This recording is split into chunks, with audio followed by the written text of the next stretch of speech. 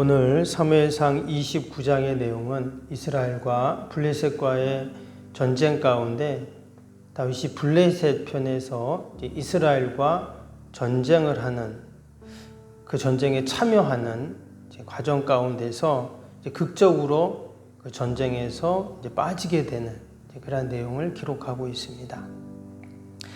앞에서 27장에 다윗이 600명을 데리고 블레셋으로 망명을 갔죠. 그 대가로 아기스 왕은 시글락 성을 그에게 줍니다. 그래서 1년 4개월 동안 그가 그곳에서 잘 머물러 있었습니다.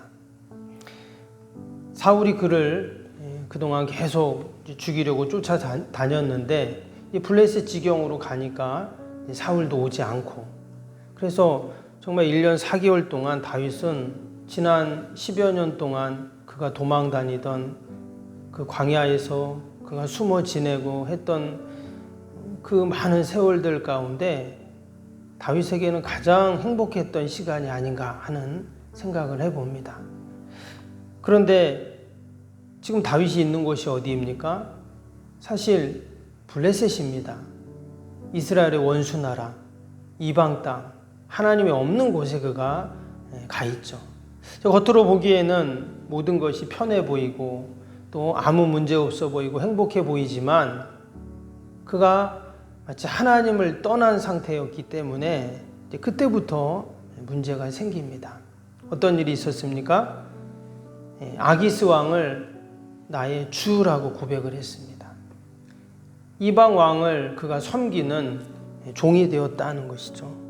오직 하나님만 섬기고 하나님을 나의 주라고 고백했던 다윗이 그 이방 왕을 나의 주인이시여 이렇게 고백하게 되었어요. 뿐만 아니라 그가 이제 도적대가 되어서 그 근처에 있는 이방 나라들을 쳐들어가서 그들을 죽이고 약탈하는 그런 자가 되었죠. 또 아기스에게도 와가지고 거짓말을 합니다. 내가 가가지고 그 술사랑 기르스 사람 또 아말렉 사람들 그 사람들을 쳐놓고 와가고는 뭐라고 말합니까? 내가 저 유다 남방에 있는 족속들을 다 쳐서 그들의 것을 빼앗아 왔다 하면서 그 나라들은 블레셋과는 적대 관계였죠. 그런 나라들을 쳐들어가서 빼앗아 와놓고는 도리어 아니라고 거짓말을 하는 또 그런 모습도 보게 되었습니다. 결국 어떤 일이 생겼습니까? 이스라엘과의 전쟁 속에서 그가 블레셋 편이 되어서 자신의 형제 나라와 전쟁을 해야 되는 이러한 공경에 지금 빠지게 되었습니다. 여러분, 우리 하나님의 택한 백성들은 언제나 우리가 하나님 편에 속해 있어야 할 줄로 믿습니다. 기도의 자리를 벗어나고 믿음의 자리를 벗어나고 사명을 내려놓을 때 지금 다윗이 이러한 공경에 빠지게 되었다는 것을 다시 한번 보게 됩니다. 그럼에도 불구하고 오늘 말씀을 보면 하나님은 어떻게 하셨어요? 그 공경의 어려움에 빠져 있는 다윗을 하나님께서 구원해 주십니다. 참으로 놀라운 것은 오늘 10절을 다시 한번 보시면 10절에 그런즉 너는 너와 함께 온 내 주의 신하들과 더불어 새벽에 일어나라. 너희는 새벽에 일어나서 발거든 곳 떠나라 하니라. 지금 같이 전쟁에 참여하려고 했는데 다른 그 블레셋 방백들이 뭐라고 합니까? 혹시 전쟁터에서 우리 배신하면 어떡하냐? 안 된다. 보내라. 이렇게 이야기를 하죠. 당시 블레셋은 5개의 그 도시국가가 연합된 그러한 나라였습니다. 그래서 가사, 가스, 또 아스글론, 또 아스돗, 에글론 그 여러 지역에 있는 그 도시들이 함께 이제 한 나라가 돼서 지금 그들이 연합해서 이스라엘을 지금 쳐들어온 것이죠. 근데 지금 이 가드 왕 이 아기스는 이 5 지방 도시들과 함께 이제 연합을 해서 그가 이제 마치 왕이 된 것입니다. 그러나 그 마음대로 할 수 없었고 그 방백들의 그 지도자들의 이야기를 들어야 되죠. 그래서 결국은 그 이야기를 듣고 이제 다윗을 전쟁에서 빼게 됩니다. 근데 희한한 것은 언제 가라고 했냐면 새벽에 일어나서 가라 이런 말을 해요. 하나님께서 새벽에 다윗을 구원하신 것이죠. 우리가 이 새벽에도 주님 전에 나왔는데 하나님께서도 이 새벽에 놀라운 구원의 역사를 이루실 줄로 믿습니다. 우리가 함께 기도하고 또 믿음으로 우리가 나아갈 때 하나님께서 이 새벽에 놀라운 구원의 역사를 이루시고 또 하나님의 뜻을 또 이루실 줄로 믿습니다. 이렇게 해서 다윗이 그 위기에서 위기를 모면하게 되는 이 놀라운 구원의 역사가 이제 있게 됩니다. 아마 다윗 편에서도 보면 지금 다윗이 600명과 함께한다 했죠. 또 그들과 함께하는 또 많은 식솔들이 있었습니다. 그 생각을 하면 다윗의 이러한 행동도 어느 정도는 우리가 이해가 돼요. 나 혼자 살겠다는 게 아니라 지금 또 많은 그가 함께한 사람들도 그가 지금 돌봐야 되는 그런 상황이 있습니다. 그래도 그가 원수 나라에 가서 자기의 동족들과 형제들과 전쟁을 한다는 것은 안 맞는 말이죠. 근데 하나님께서는 이런 놀라운 하나님의 섭리와 또 하나님의 인도하심으로 그를 구원하신다는 거예요. 오늘도 하나님은 때로 우리의 실수까지도 우리의 부족함, 연약함까지도 하나님은 사용하셔서 선으로 바꾸시는 하나님이신 줄로 믿습니다. 다윗이 지금 이런 위기에 빠진 것은 당연히 그의 잘못된 선택과 행동 때문이었어요.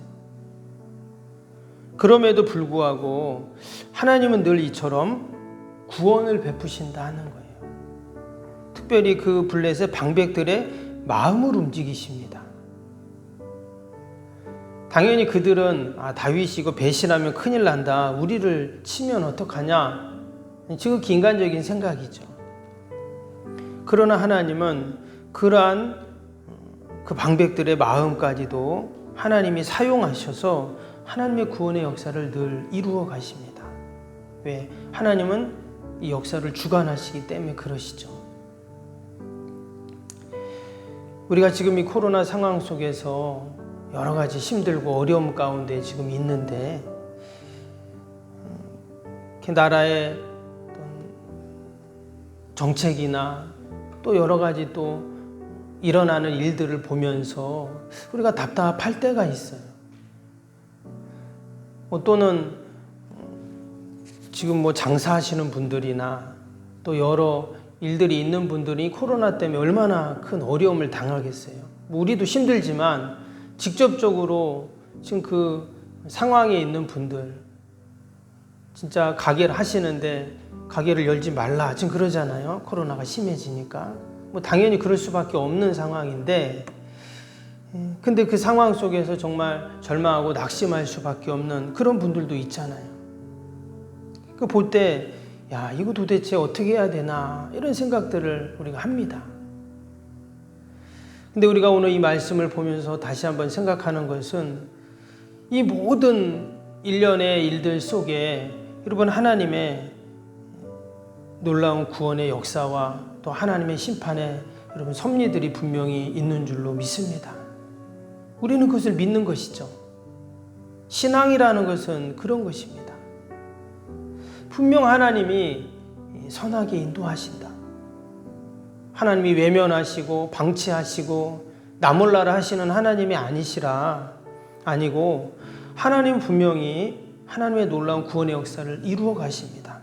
고린도전서 10장 13절에 보면 사람이 감당할 시험밖에 너희에게 당한 것이 없나니 오직 하나님은 미쁘사 너희에게 감당치 못할 시험 당함을 허락치 아니하시고 시험 당할 쯤에 또한 피할 길을 내사 너희로 능히 감당하게 하시느니라. 하나님은 미쁘시다고 했어요. 능히 감당할 수 있도록 하나님께서 또 피할 길을 분명히 내어주신다고 말씀하십니다. 오늘 다윗의 그 모습을 보면서 우리가 그것을 확인할 수가 있죠. 이 새벽에도 하나님께서는 우리의 놀라운 구원의 역사들을 우리에게 허락하실 줄로 믿습니다. 그런 믿음을 갖고 새벽에도 나라 민족을 위해서, 또 교회를 위해서, 또 우리 자녀들을 위해서, 또 우리 인생의 어려운 문제들을 하나님께 다 아뢰고 하나님의 도움을 구하고 긍휼을 구하는 귀한 새벽이 되길 주님의 이름으로 축복합니다. 기도하겠습니다. 사랑과 은혜가 충만하신 하나님 아버지 감사합니다.